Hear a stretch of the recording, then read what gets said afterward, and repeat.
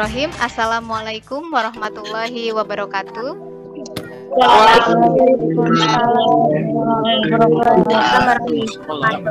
Oke, selamat siang. Ya, Ya. Oke, gimana kabarnya hari ini? alhamdulillah. Alhamdulillah baik Bu.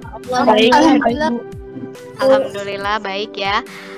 Apa ada teman kalian yang sedang sakit hari ini? Kurang tahu Bu.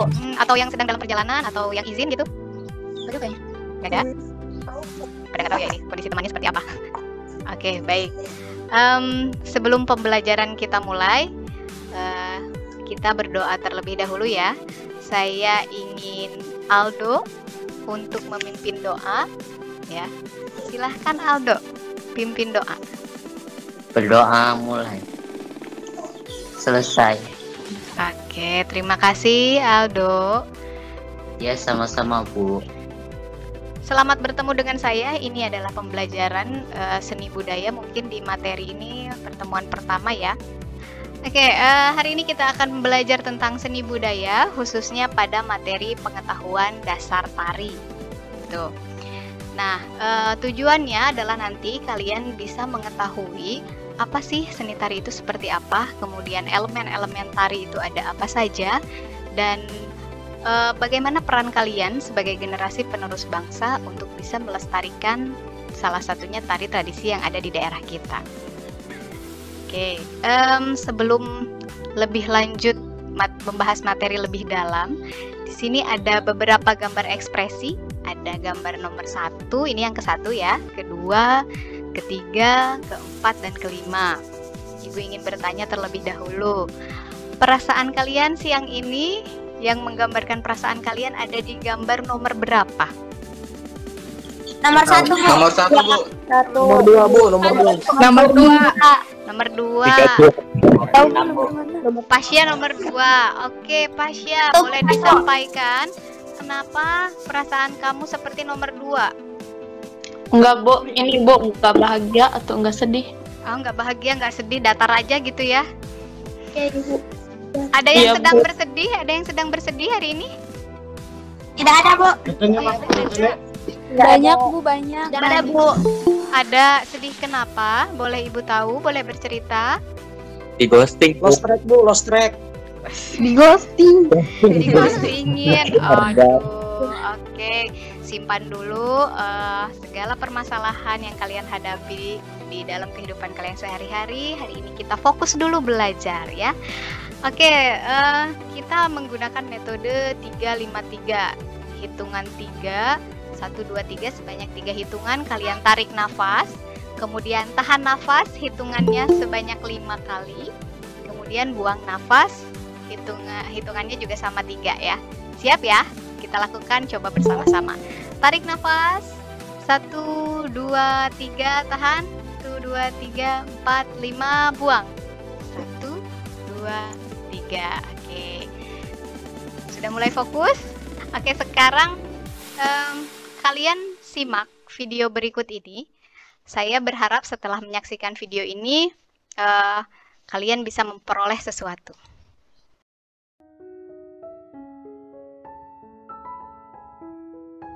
Sepenggal cerita pendek tentang rasa malas yang dapat dikalahkan dengan sebuah tekad. Cerita ini berdasarkan pada sebuah pengalaman.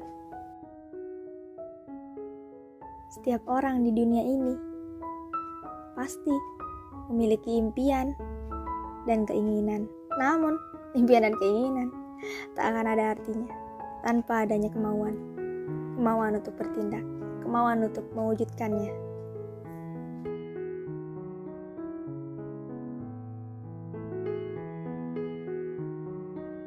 Malas, mager katanya. Ah, nanti aja. Besok aja ding. Terus menunda belajar dengan melakukan hal-hal yang tidak perlu. Stalking, chatting, maraton film sampai sinting. Hei, sadarlah. Mimpi dan keinginanmu akan hanya menjadi sebatas angan jika hanya bermalas-malasan dan suka menunda-nunda.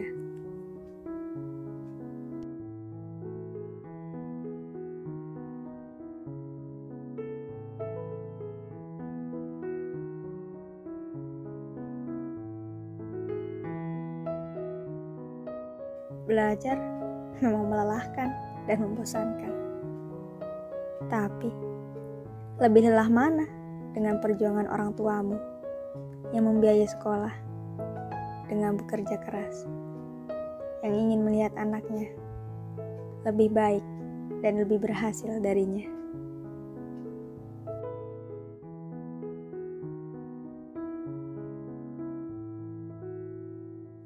Keluarlah dari zona nyaman, persiapkan dirimu. Belajarlah selagi bisa. Jangan menunggu kapan kamu bisa, tapi buatlah momen di mana kamu bisa belajar.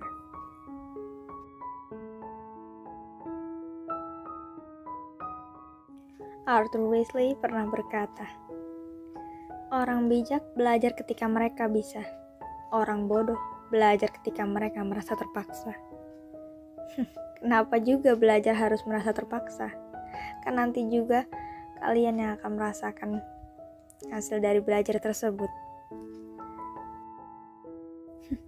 Sebenarnya tidak ada yang namanya orang bodoh. Yang ada orang malas. Orang pintar kalau malas lama-lama jadi bodoh. Tapi orang bodoh yang rajin lama-lama bisa menjadi pintar, bahkan mengalahkan orang pintar.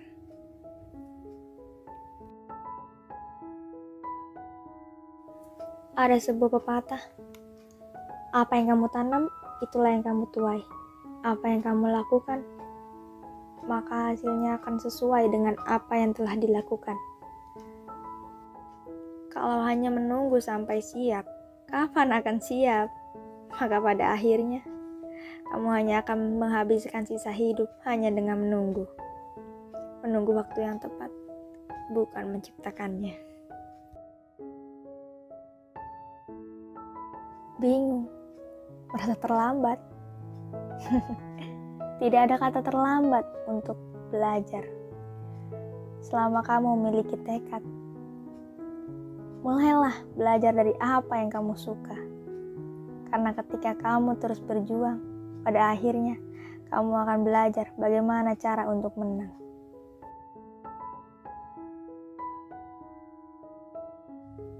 Jika tidak ingin orang lain memandangmu rendah, maka ubahlah dirimu menjadi seseorang yang tidak dapat direndahkan oleh orang lain.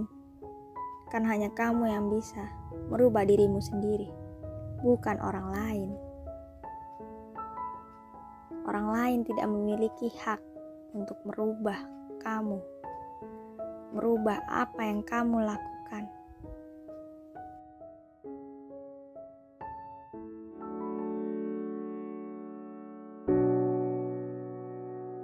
Do your best at every opportunity that others have. Lakukan yang terbaik di semua kesempatan yang kamu miliki. Ada kesempatan tidak datang 2 kali. Kalaupun datang, belum tentu itu adalah kesempatan yang sama.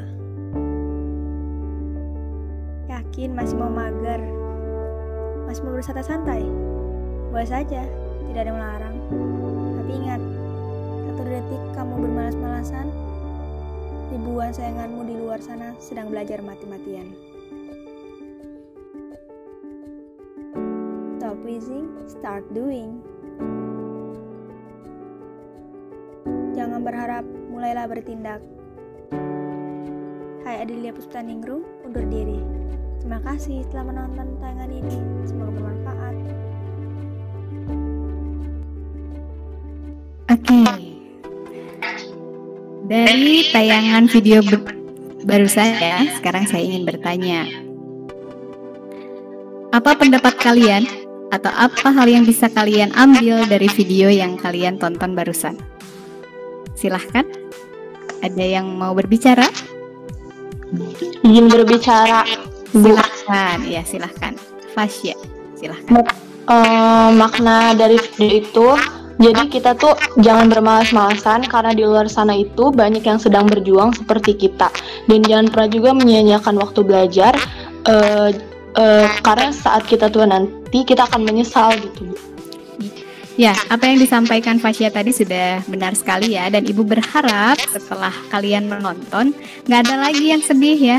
Jadi kita harus bersyukur, hari ini kita sehat, hari ini kita bisa belajar bersama di materi pembelajaran seni budaya. Sekarang gimana perasaannya? Sudah lebih baik dan lebih siap untuk belajar? Siap, Bu. Siap, Bu. Siap, Bu. Ya. Jangan sedih lagi, jangan stalking, jangan inget-inget yang digostingin sama siapa. Lanjut aja ya, kita belajar dulu. Fokus. Mereka akan menyesal ketika kamu sukses nanti. Oke, ada pepatah mengatakan, jika kau tak sanggup menahan lelah karena belajar, kau harus sanggup menahan derita kebodohan. Jadi, kalau mau cerdas, ya kita harus belajar, ya. Jadi, ya capek, lelah, ya, mending lelah sekarang daripada nanti suatu hari ketika kalian di hari tua merasa bodoh gitu ya. Dan saya berharap kalian terus semangat untuk belajar, terutama dalam pembelajaran saya hari ini ya. Nah, kita fokus ke pembelajaran seni budaya. Selama 9 tahun kalian belajar tentang seni di sekolah formal, dari SD kemudian SMP ya, kalian sudah mengetahui dan sudah belajar tentang seni. Sekarang saya ngajak kalian untuk review, ngelihat masa lalu dulu sebentar. Nah, setelah belajar seni 9 tahun, apa sih seni itu menurut kalian? Seni yang kalian pahami itu apa sih? Silahkan boleh jawab di kolom chat atau boleh berbicara secara langsung. Oke, disilahkan. Seni itu apa ya? Menurut kalian jangan takut salah. Halo, seni apa sih? Silahkan, mau uji, mau berbicara? Yuk, jangan takut salah. Ibu gak akan ngejip jauh soalnya. Keindahan, Bu. Iya, oke, keindahan. Ada lagi? Iya, Najwa? Suatu keahlian Oke. Ini ada keahlian yang penuh makna. keahlian yang makna. Oke. Sini ada Rosalina Mayapada. Seni adalah keahlian membuat karya yang bermutu seperti tari, lukisan, ukiran. Oke. Ada juga menurut Vega, seni itu suatu karya yang memiliki suatu makna tertentu. Oke. Ada juga seni adalah kelebihan seseorang atau kemauan yang bisa dikembangkan pada banyak hal seni. Oke, terima kasih ya pendapatnya. Tidak ada yang salah dengan apa yang kalian sampaikan. Seni itu sangat erat kaitannya dengan keindahan, tapi keindahan seperti apa ya? Juga ada yang menyampaikan seni itu karya, ya, dan lain-lain. Nah, ini kita kembali definisi seni menurut para ahli. Di sini ada menurut Ki Hajar Dewantara, menurut Herbert Reed, dan menurut Koko Iskandar ya. Selebihnya masih banyak menurut pendapat ahli lainnya. Saya ingin kalian membantu. Siti Suherni, boleh dibacakan definisi seni menurut Ki Hajar Dewantara itu apa? Siti Suherni, boleh bantu saya? Ya, Bu. Ya, silakan dibaca. Definisi seni menurut ahli, segala perbuatan manusia yang timbul dari hidup perasaannya dan bersifat indah sehingga dapat menggerakkan jiwa perasaan manusia. Oke, terima kasih. Tepuk tangan dulu dong untuk Siti Erni. Iya, itu adalah pendapat menurut Ki Hajar Dewantara. Ya, jadi artinya sebuah karya seni itu adalah segala perbuatan manusia yang timbul dari hidup perasaannya yang bersifat indah. Jadi ditimbulkan dari perasaan manusia yang bersifat indah, tapi bisa menggerakkan jiwa perasaan manusia lainnya. Artinya bisa mengajak orang itu untuk tergerak ketika melihat karya seni tersebut. Oh, ketika kalian nonton karya seni berupa film misalnya, kalian seringnya nonton drakor, kemudian tiba-tiba kalian terbawa perasaannya, terbawa hanyut ke dalam cerita yang ada dalam drama tersebut. Nah, itu yang dimaksud dengan menggerakkan jiwa perasaan manusia ya. Mungkin ada juga yang ketika kalian mendengar lagu reggae misalnya, yang seneng reggae, tiba-tiba ketika mendengar musiknya itu kalian terbawa untuk joget-joget dan nyanyi-nyanyi secara spontan gitu ya. Nah, itu juga kan tergerak karena adanya musik atau karya seni tadi gitu ya. Nah, ada juga menurut pendapat yang lainnya, di sini seni adalah suatu usaha untuk menciptakan bentuk-bentuk yang menyenangkan. Bentuk yang menyenangkan ini karya seninya bisa seni tari, seni teater, seni musik, seni rupa, dan seni sastra ya. Nah, ada lagi menurut Koko Iskandar, seni adalah ekspresi yang dikonkretkan dalam kesadaran hidup kelompok atau bermasyarakat gitu ya. Jadi kata kuncinya sebenarnya yang harus kalian pahami di dalam seni itu unsurnya, pertama ada yang namanya ekspresi ya, luapan perasaan. Yang kedua ada yang namanya unsur keindahan ya. Kemudian yang ketiga adanya karya. Jadi seni itu identik dengan tiga hal tersebut. Ada keindahan, kemudian ada ekspresi jiwa manusia atau ungkapan, ada keindahan, dan ada karyanya ya, baik berupa tari, musik, rupa maupun sastra. Sampai di sini paham ya untuk definisi seninya? Pak, Bu. Ya, Bu. Ya, jadi jangan bingung lagi seni itu apa ya gitu. Ya, Bu, ya.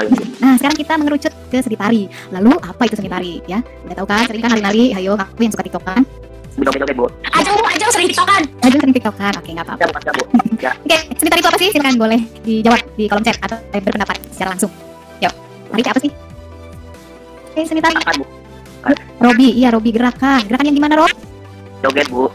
Gerakan joget. Oke, ada lagi pendapat yang lainnya? Ibu izin menjawab. Iya, silahkan Hani.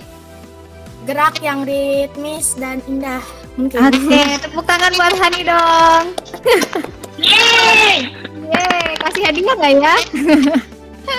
Ini hadiahnya tangkep. Kasih, Bu. Iya, tepat sekali apa yang disampaikan oleh Hani. Tari adalah gerak yang ritmis dan indah. Salah satu pendapat dari ahli, ya, ahli tari ya, yang namanya Kursach ya, dia berpendapat bahwa tari adalah gerak yang ritmis dan indah. Nah, ada juga pendapat menurut Bagong Kusudiarjo, tari itu adalah keindahan bentuk dari anggota badan manusia yang bergerak, berirama, dan berjiwa yang harmonis. Ya, nah ini adalah ini pendapat yang paling populer nih menurut Sudarsono. Tari adalah ekspresi jiwa manusia yang diungkapkan dengan gerak-gerak ritmis yang indah. Gitu ya. Ada juga menurut Kori Hartom tentang tari ini bahwa adalah gerak-gerak yang diberi bentuk dan ritmis dari badan di dalam ruang. Ya, ada juga menurut Pangeran Sugiyadiningrat. Intinya di dalam tari, definisi tari sangat berkaitan dengan yang namanya unsur gerak, unsur keindahan tentu saja dan berkaitan dengan seni, dan unsur ritmis. Ya, ini tadi berirama atau ada yang disebut dengan musik gitu ya di dalam tari gitu ya. Jadi itu unsur utamanya. Jadi kalau kalian bahasa sendiri dalam mendefinisikan tari, yang penting berkaitan dengan tiga unsur yang tadi gitu ya. Sampai di sini jelas untuk definisinya? Enggak, Bu. Oke, saya lanjutkan. Bu. Baik, terima kasih, saya lanjutkan. Nah, unsur di dalam tari itu yang tadi sering disebutkan adalah yang paling utama gerak. Nah, gerak itu apa sih? Coba bantu Ibu dong. Agnisa Putri membacakan apa itu gerak tari. Gerak tari sebuah perpindahan dari satu sikap tubuh yang satu ke sikap yang lain. Oke, terima kasih. Ya, gerak tari adalah proses perpindahan dari satu sikap tubuh ke satu sikap yang lain. Jadi, artinya ada proses di sana ya. Misalnya ketika saya bergerak tangannya dari sini, kemudian ke sini, dari sini ke atas, ya, ini ada gerakan, ada perpindahan kan. Tadinya begini, kemudian jadi begini. Jadi begitu, jadi begini, dan lain sebagainya. Itu adalah yang disebut dengan gerak. Jadi kalau diam saja, tidak ada perpindahan, tidak ada perubahan sikap tubuh, berarti tidak menari, tidak bergerak tari. Nah, gerak tari bagi dua secara fungsinya. Ada yang disebut dengan gerak nih, atau pure movement, ada juga yang disebut dengan gerak maknawi, atau kata lainnya disebut dengan gesture. Nah, gerak tari ini, yang murni ini adalah gerak yang digarap sekadar untuk mendapatkan bentuk yang artistik. Tidak dimaksudkan untuk menggambarkan sesuatu, jadi nggak ada artinya. Gerak murni ini ya gerak saja begitu natural, ya, yang penting indah. Tidak ada yang namanya, nah berbeda dengan gerak maknawi. Nah, gerak maknawi ini adalah gerak-gerak yang mengandung arti yang jelas. Ya, jadi gerak yang dilakukan itu punya maksud tertentu. Ibu akan mencontohkan satu gerakan misalnya. Oke, kan seperti ini, kira-kira ini maknanya apa ya? Salam, Bu. Biasanya salam, Bu. Oke, salam. Ada lagi? Hormat. Hormat. Ya, ada lagi? Selamat datang. Ya, selamat datang Wilujeng Sumping. Ada lagi?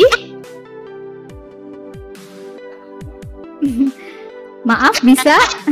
Memohon bisa? Bisa, Bu. Terima kasih, Bu. Iya, terima kasih juga. Nah, iya. Jadi ada maknanya. Ya, kalian bisa membedakan gerak yang memiliki makna dan tidak. Jadi gerak makna itu intinya adalah gerak yang punya maksud. Jadi nanti kalian bisa mendefinisikan ini kira-kira maksudnya ya gerak tari ini. Nah, kalau misalnya gerak yang cuma begini-begini nih, ini nggak ada artinya. Untuk keindahan aja dan kenikmatan aja ketika kalian menarik kemudian begini tangan-tangannya ya. Nah, itu paham ya untuk makna geraknya? Paham, Bu. Oke, saya lanjut ya. Baik, kita lanjut ke elemen. Nah, tadi tari itu unsur utamanya gerak. Nah, di dalam gerak itu ada yang disebut dengan elemen. Kalau di dalam kehidupan ada elemen. Di kehidupan kita juga ada elemen apa tuh? Air, udara gitu ya. Nah, di dalam tari juga ada elemennya. Ada yang disebut dengan ruang, tenaga, dan waktu. Oke, kita bahas satu persatu ya. Saya akan menjelaskan satu persatu supaya kalian paham. Saya mulai dari tenaga. Jadi ketika menari, tenaga yang dimaksud di sini adalah kekuatan atau energi yang keluar dari tubuh manusia ketika dia melakukan gerak tari. Ya, ketika kita akan menari itu butuh yang namanya tenaga.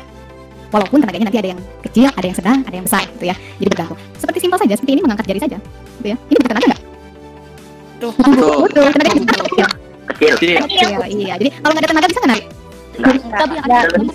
Iya. Kalian kan punya tenaga, punya tubuh, berarti kalian nanti harus coba nari bareng saya ya. Nah, itu yang dimaksud. Insya Allah kalau bisa. Oke, lanjut ke yang unsur waktu. Waktu di sini adalah durasi atau hitungan yang dibutuhkan seorang penari dalam saat dia melakukan gerakan. Berapa lama satu gerakan itu dilakukan? Itu yang dimaksud dengan elemen waktu. Jadi misalnya ketika ibu bergerak dari sini ke sini, ya, hitungannya berapa? Berapa lama? Misalnya 1, 2, 3, 4 atau mau 2. Nah, itu kan beda ya hitungannya. Jadi waktu yang dimaksud di situ adalah berapa lama satu gerak itu dilakukan. Perpindahan dari satu gerak ke gerak lainnya dilakukan, gitu ya. Itu yang dimaksud dengan waktu. Nah, ruang di sini, ruang gerak. Ya, ruang ini merupakan unsur tari yang menentukan terwujudnya suatu gerak. Jadi kalau mau bergerak itu harus ada ruang. Ada dua ruang. Yang pertama adalah ruang pentas atau ruang real, ruang nyata. Dan yang kedua adalah ruang yang dibuat oleh penari atau ruang imajinatif atau disebut dengan ruang imajiner. Nah, yang pertama saya bahas dulu, ruang real atau ruang pentas. Ini adalah tempat di mana seseorang itu akan menari. Kalau nggak ada tempatnya nggak bisa nari. Ya, misalnya bisa di atas panggung, di pentas, di lapangan, di halaman rumah, misalnya ya, di aula ataupun di kelas, di mana harus ada tempatnya ketika akan menari. Ya. Dan yang kedua ini adalah ruang gerak atau ruang yang dibuat oleh si penari. Nah, ruang yang langsung berhubungan dengan penari, yang batas imajinasinya adalah batas yang paling jauh yang dapat dijangkau oleh tangan dan kaki penari dalam keadaan tidak berpindah tempat. Nah, itu yang dimaksud dengan ruang gerak ya. Jadi ketika bergerak itu akan membentuk satu ruang. Nah, lebih jelasnya lagi, ruang gerak ini terbagi ke dalam 4 dimensi. Ada yang disebut dengan level, ada yang disebut dengan volume, ada yang disebut dengan garis, dan ada yang disebut dengan arc. Nah, saya bahas dulu yang pertama level. Level itu apa ya level? Tingkatan, Bu. Oke, tingkatan ya. Kalau PPKN kita level 4 ya, atau yang kalian yang suka makan seblak ada level 3, level 5, level 4. Yang level itu adalah tingkatan. Jadi kalau si tubuh kita ini bisa melakukan beberapa level. Ada yang jongkok, misalnya level bawah, ada yang berdiri seperti biasa, itu level sedang, dan ada yang meloncat atau jinjit misalnya seperti balet, itu level tinggi ya. Jadi ketika menari itu levelnya selalu diolah. Jadi nggak dari awal sampai akhir butuh aja narinya. Nah, jadi ada pengolahan level. Ada yang disebut dengan ruang gerak itu volume. Volume itu adalah besar kecilnya satu ruang yang dibentuk oleh tubuh. Nah, misalnya ibu nih bergerak begini nih, volumenya ini kecil. Ketika begini lebih besar, ketika begini lebih luas lagi ya. Jadi volume itu ada kecil, sedang, dan luas. Jadi itu tergantung volume yang dibentuk oleh tubuh gerak-geraknya ya.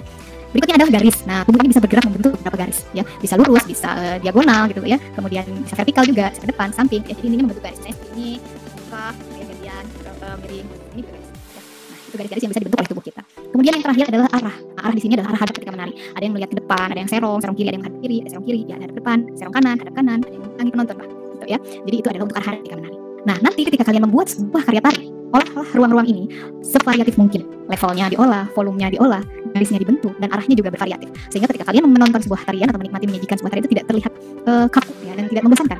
Coba kalian sering ya lihat yang nari-nari, kalau lihat di TikTok tuh yang narinya banyak kan, yang dua maju, yang ini mundur, misalnya ada yang di bawah, yang di atas, nah itu permainan level ya. Coba kalian kalau kita 3 orang, ini berbaris ke pinggir ke bawah kan, nah itu diatur, sama di bawah, yang di depan di bawah, yang di belakang berdiri gitu kan ya. Jadi itu adalah pengaturan di dalam tari, untuk ruang geraknya.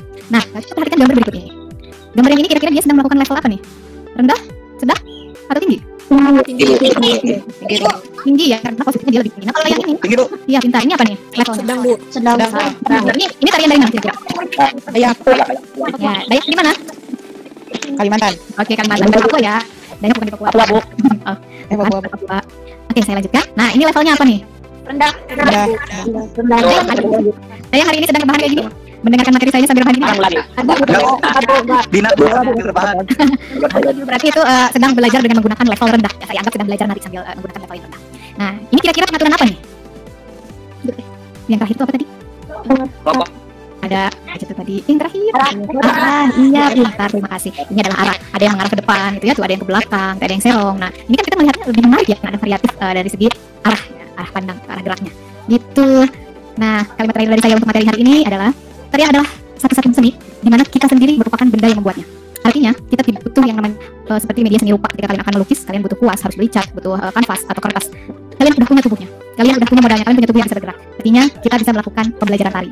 Sekarang tinggal kalian mau berusaha. Oke, terima kasih. Itu adalah materi yang ingin saya sampaikan hari ini. Mudah-mudahan bisa bermanfaat untuk kalian semuanya. Dan berikutnya saya akan membuka sesi tanya jawab. Silahkan, ada yang mau ditanyakan dari apa yang sudah saya paparkan barusan, atau mau berkomentar boleh. Ibu izin bertanya. Ya, silahkan Fasya. Bu, kalau misalkan yang badannya kaku itu bisa jalan turun nggak kalau nari? Bisa, tapi butuh proses, harus mau berlatih dan berproses ya. Jadi tubuh kita itu sebenarnya luar biasa hebat. Kalau kalian kemarin nonton namanya pertandingan olahraga ya, tubuh kita itu kalau sering dilatih punya kekuatan yang sangat luar biasa. Bahkan kelenturan juga bisa sangat lentur. Ketika ibu melihat tuh yang olahraga senam indah itu ya, sampai lentur. Ya, yoga juga itu butuh latihan dan semua butuh berproses. Jadi Bu, ini kerak gak bisa lembut kalau belum diproses. Kayak kalian makan daging, kalau dagingnya mentah kamu makan ya alot. Harus berproses, dipasak dulu, ya kan, digodok gula biar lembut, ya kan ya. Jadi jangan pesimis, bisa kok, bisa, yang penting mau berusaha. Dan di dalam pembelajaran tari ini sebenarnya, di dalam mata pelajaran, tujuannya bukan ingin membentuk kalian sebenarnya menjadi seniman atau membentuk kalian menjadi seseorang yang ahli tari. Tapi tujuannya adalah kalian minimalnya punya daya apresiasi. Apresiasi itu artinya bisa menghargai dan mau berusaha untuk mencoba, ya. Jadi kalian coba dulu nih, jangan asal, aku dari Banten loh, seni tradisi Banten apa sih? Gak tahu, aku pernah nari, bisanya cuma break dance doang. Ya, jadi kalian generasi penerus bangsa harus bisa dan harus mau membantu untuk melestarikan seni yang ada di Indonesia, ya. Gitu. Jadi jangan pesimis, bisa kok kalian menari. Oke, ada lagi pertanyaannya? Mau tanya, Bu. Ya, silakan, Rosalina. Apa keunikan tari tradisional?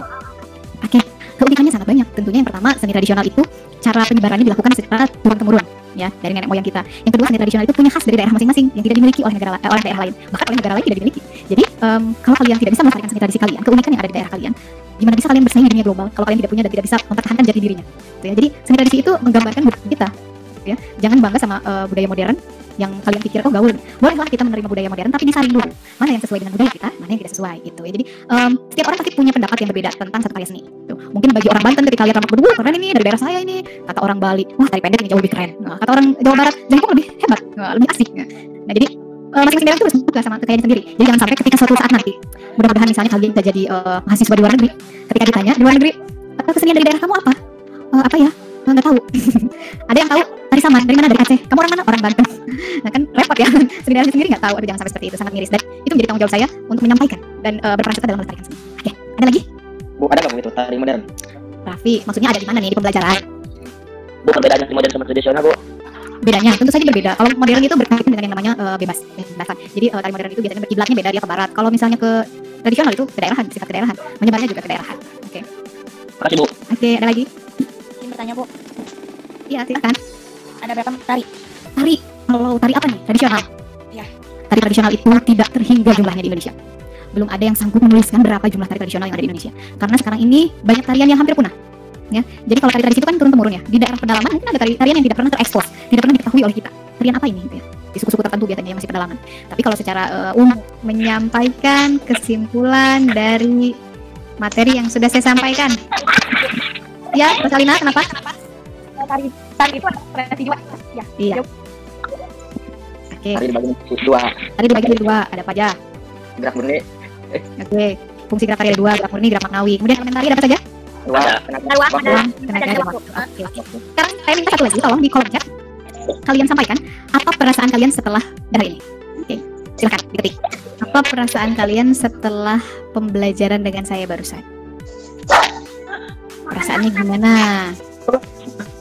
Apa ya, senang, sedih, atau tertarik, atau bosan? Pagar itu kayu. Oke, Pagar kayu. senang, dapat ilmu baru. Oke, gembira, menyenangkan, senang. Alhamdulillah ya, kalau senang ada yang sedih. Senang, Bu. Oke. Terima kasih ya untuk pendapatnya. Mudah-mudahan ini pendapatnya jujur ya. Oke, untuk tugasnya saya akan memberikan Google Form di kolom chat.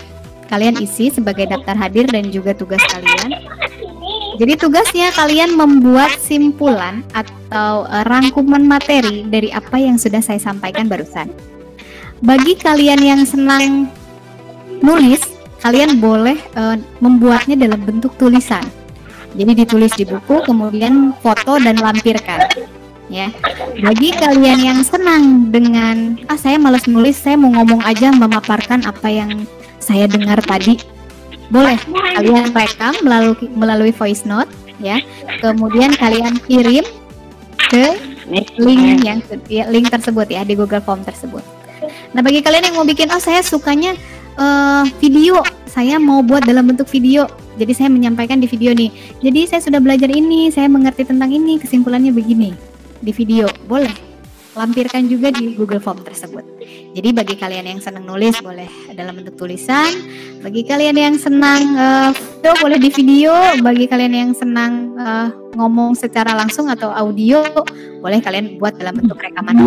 Saya bangga dan saya ucapkan terima kasih kalian sudah menyempatkan waktu untuk belajar dengan saya. Dan sebelum selesai mengakhiri pembelajaran hari ini, saya minta satu orang untuk memimpin doa tutup ke Sultan Muhammad Sultan.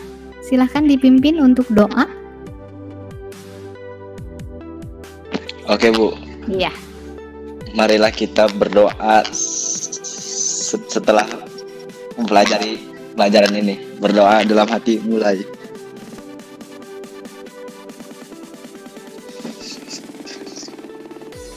Amin. Doa selesai. Oke, terima kasih. Baik, tepuk tangan dulu untuk kalian semua. Oke, on tap lagi ya. Saya mau screenshot di akhir pembelajaran. Tadi kan ada yang awal, sekarang yang akhir. Nah, tuh kelihatan cantik, cakep. Dari tadi pak kemana ngumpet?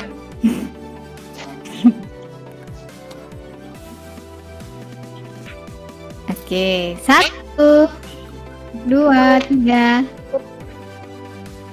Oke, sebentar ya. Saya dulu. Sekali lagi dong. 1, 2. Siapa itu yang ketawa? Oke, terima kasih untuk waktunya. Sampai ketemu di pembelajaran berikutnya. Assalamualaikum warahmatullahi wabarakatuh. Waalaikumsalam.